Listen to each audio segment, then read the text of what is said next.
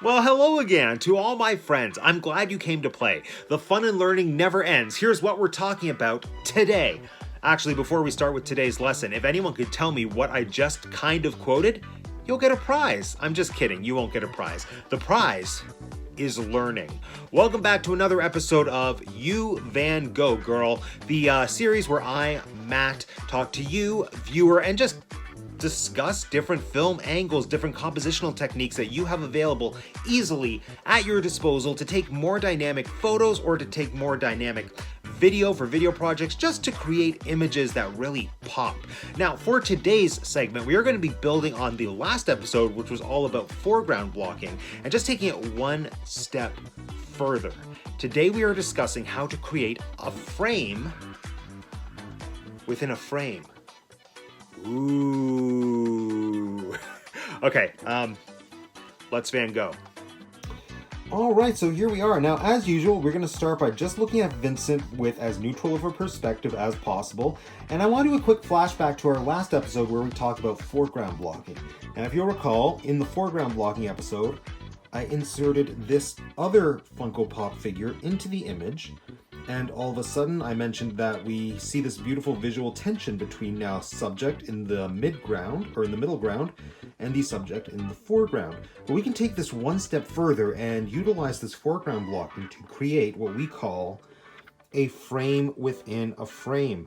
Now, when we talk about frame within a frame, every image that we look at is going to have some kind of natural frame. That is just the image plane that your lens gives you. You know, the top, bottom, left, and right-hand sides of the picture.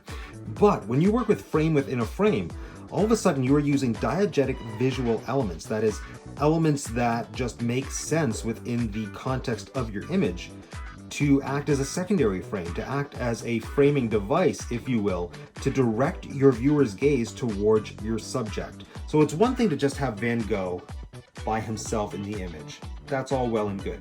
But then when we frame him within these two other figures, that's creating a more visually dynamic image, and it is telling us, okay, this person right here is the focus of the world. And there you have it, friends. Frame within a frame. You know, out of all the techniques, I think this is the one that we probably use instinctively the most. How many times have you taken a photo and just like situated your subject in between whatever environment you were taking the photo from? Like, how many times have you set someone in a doorway and said, oh, this looks cool? This is something that even predates photography. If you look at the work done by Van Gogh himself, one of his self-portraits called Painter on the Road to Tarascon utilizes this technique of frame within a frame. He has himself in the center of the picture, and then he's framed between two trees. It doesn't have to be a literal frame with top, sides, bottom, whatever. As long as you have something that is directing your viewer's gaze towards your subject, you're utilizing frame within a frame to its full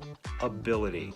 And as always, I would love to see you put this technique to work. So please snap a photo using the frame within a frame technique, tag us at New Work Productions so that we can see your work. And until then, I'll see you in the next episode. Matt out, and oh yes, of course, you Van Gogh, girl.